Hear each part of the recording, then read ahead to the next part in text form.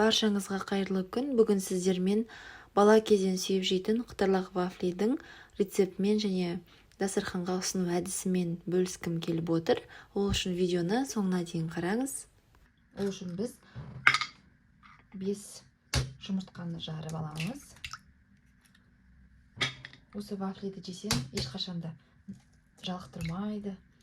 Балалар да сүйіп жейді. Өте дәмді. Қарапайым заттардан жасалса да дәмі ерекше, есте қалады. Бала кездің дәмі. Осының үстіне енді біз 200 грамм қант өлшеп салып аламын. 205 грамм болып кетті. 200 грамм қант салам 5 жұмыртқаның үстіне. Жақсылап араластырып аламын. Ешқандай сода қосып керек емес. Разрыхитель, сода қоспаймыз. Осылайынан қант пен жұмыртқамызды жақсылап араластырып аламыз. Венчиктің көмегімен араластырсаңыздар да болады, не болмаса миксермен араластырсаңыздар да болады. Кім сіздерге қалай ыңғайлы, солайынан жасай бересіздер.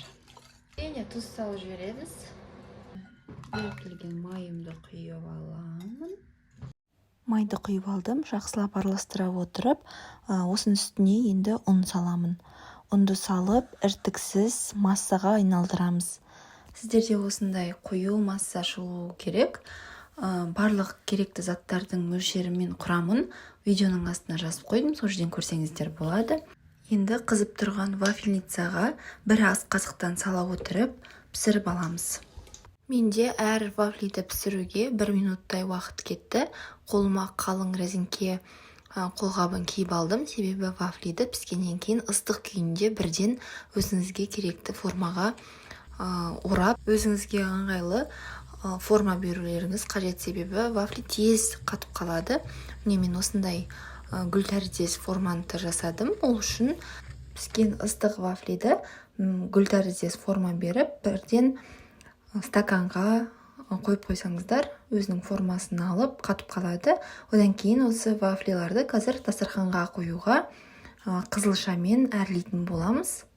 Осы әдістерді бірнеше рет қайталай отырып, вафлиларымыздың барлығын пісіріп аламыз. Мендегі резеңке қолғап арнайы осындай ыстық бәліштерді, осындай вафлиларды орауға, ұстауға арнап қойғанмын. Сондықтан басқаша ойлап қалмаңыздар. Ал енді осы гүл тәріздес вафлилардың дастарханға ұсынғандағы көркін беретін әрлеу әдісімен бөліскім келіп тұр. Ол үшін біз қызылшаны блендердан немесе ұсақ үккіштен өткізіп, суын сығып аламыз. Суын сыққаннан кейін міне осылайынан гүл тәріздес вафлиларымыздың ұшын батырып алып, қант салынған ыдысқа осылай батырамыз. Сонда қантымыз жабысып қалады. Дәл осылай келесі вафлилардың барлығын жасап аламыз.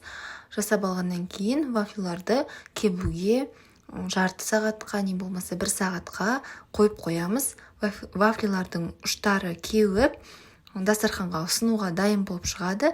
Өте әдемі, дастарханыңыздың көркін беріп, дәмі де керемет болып шығады. Жасауға міндетті түрде кеңес беремін.